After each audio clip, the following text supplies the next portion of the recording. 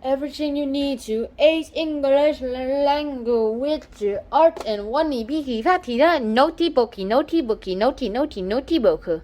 And today we're on part 7. Plot. Now what is plot? Now plot is this. It's basically the sequence of events in a story. Have you ever heard of a plot mountain and then saw these labels like exposition or conflict, rising action, climax, falling action, resolution.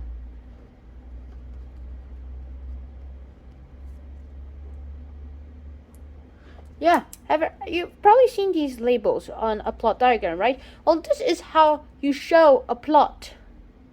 And this is how it seems to work out. Let's start with what what plot is. Well, plot has drama. And here's how it goes out. Usually it goes with an exposition, the beginning. What's happening, and you're basically setting the scene for what will happen next. Then you have the conflict. What is the problem? Why is there a problem here? Why is there caused? Rising action is the tension that's happening, that's caused because of the problem. The climax is the best part of the scene. It's when things seem to go like, oh no! Like, it's the worst part of the whole book, or it's the best part of the whole book, but it's like, but the effect is like numerous. And then you're following action. It's about to be solved, and everyone's trying to solve it, and then the tension's starting to lower down. And resolution, the whole problem is solved.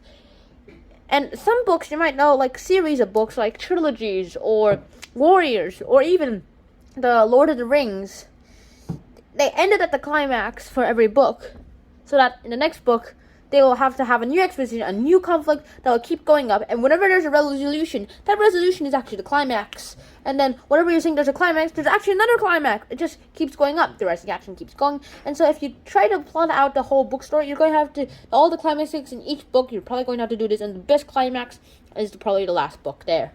And that's about it. That's basically what a plot is. Now, keep going. Now, if we're just going to keep going, we're going to have to talk about some classic plots. There's some kinds of plots, but there are different kinds of plots, too. There are, like, big patterns you'll see over and over again. Like, the classic plots that are stories that you'll see are these. Myths from around the world. Traditional stories, such as, like, Anansi and the Spider. Sacred texts from religious works. Or religious works from sacred texts. And other sources like art-born novels, adventures, or romances, more like modern stories too. I mean, here's an example of it.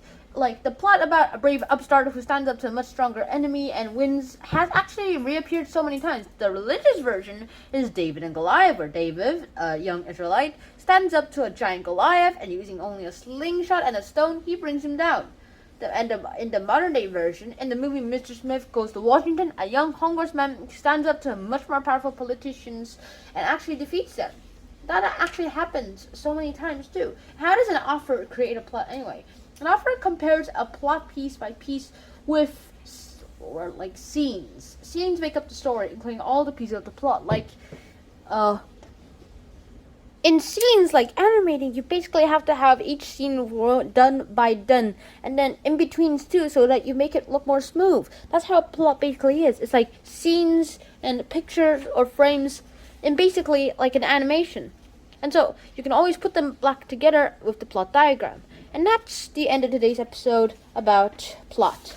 So I hope you guys enjoyed this episode of Hancho and Sean, and so until next time, Shnan out. Peace.